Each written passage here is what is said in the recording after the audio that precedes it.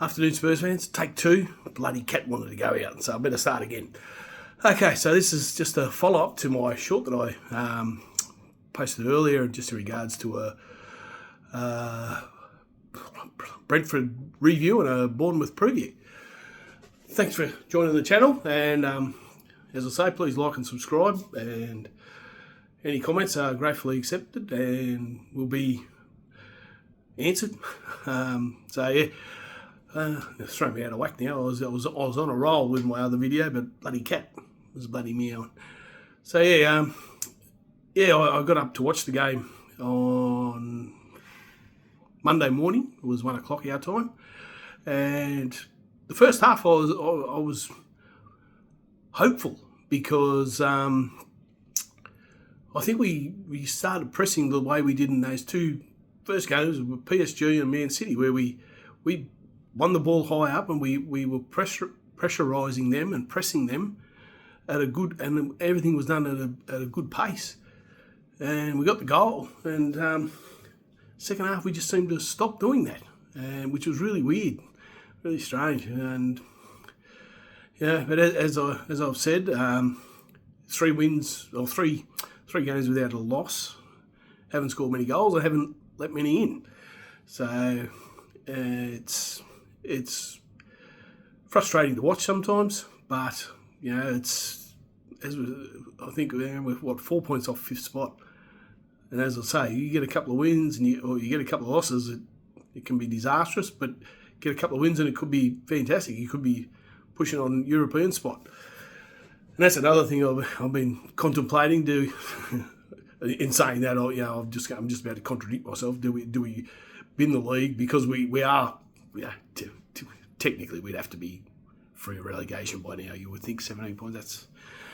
That's a lot of games. I don't know what it was last year when Ange decided to pull the pin on the league. I don't know how safe we were from relegation then, but you'd have to assume that we are safe from relegation. And do we? I know it's a one-off game too. Like do we go for the FA Cup and qualify for European football through the Europa League again by winning the FA Cup? That's going to be probably the questions that are going around the powers that be. Who knows? But yeah, the Brentford game was just I don't know. Again, there was the errors. The errors are and I made this point, and I was going to say I'm a huge Ange fan, and I'm not going to come on here and say Ange. But I think the players, there's got to be some responsibility given to the players about skill level, about not being able to make passes. Sort of Bergveld do with his long throw. Like, come on. That's concentration. That's a concentration error, I believe. But in saying that, what does it take to turn it around? Who knows? Is it more trial? I know the game's coming thick and fast, so there's probably not a lot of training going on. It's more recovery and preparation. But surely, that's the frustrating part, isn't it? Like you look at these players who are on very, very good money, and some of them can't control the ball, or they make a stupid pass, and you think, oh wow. But I digress. It's a frustrating watch sometimes, but we love this football club. We love this football club, and we want it to succeed, and we need to jump on and support everything that they do. This will be a channel where you probably won't get any transfer news because it just gets you down when it's every day. You watch the other channels and it's an hour long of how many names we're linked to and all this sort of stuff, and it's just gets a bit boring. So I just thought that maybe we do this Bournemouth preview, and I want to, because we've got Xavi back, and with Kudus out, it just makes a bit skinny up front.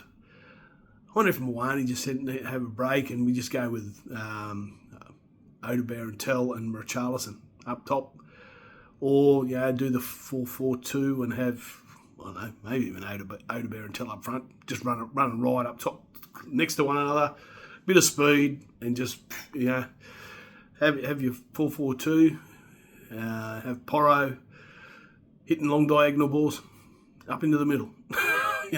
Use the pace, and if they have a low block, just have people running from deep.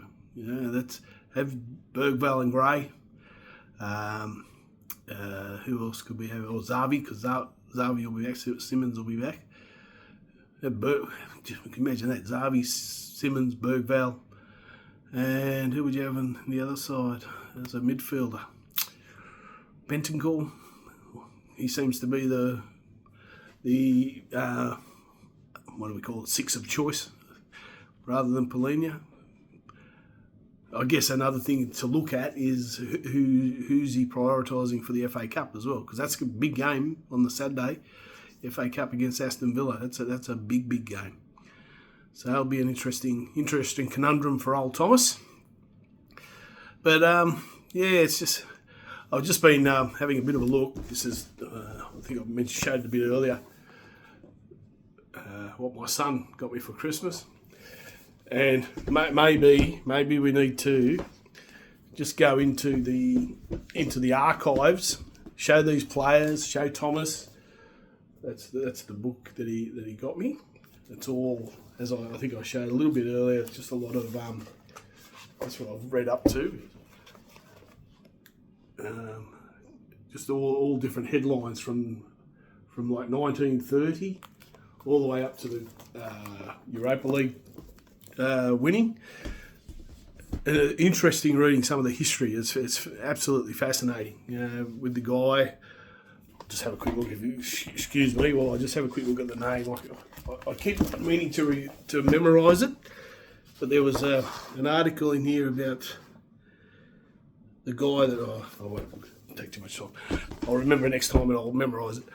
Who built one of the stands, I believe, White Hart Lane, and paid the players out of his own pocket, wages and all that sort of stuff. Need to go back, have a read of some of these headlines, and just see what our identity is. A lot of people talk about identity, about all this sort of stuff. Absolutely fascinating. There's results in there like 8-1, 9-1, 7-3, 13-2. I think we beat someone in an FA Cup one year. Back in 1930. And, and obviously that was free-flowing attacking football. That was the to dare is to do mantra that Tottenham had way back then. I understand the different time, different bloody generations and all that sort of stuff. But have a look at this book, go through and find out what our real identity is and play that way. Okay, guys, that might do it for tonight. Was going to be a bit longer, but threw me out of whack with this bloody cat, knocking me out of my rhythm. All right, guys, don't forget, like, subscribe. As I say, I've got up to 19 subscribers now. That's fantastic. Love to get to 50. That would be my ultimate goal, to get to 50. That'd blow my mind, to be honest. Even 19 blows my mind, if I'm brutally honest.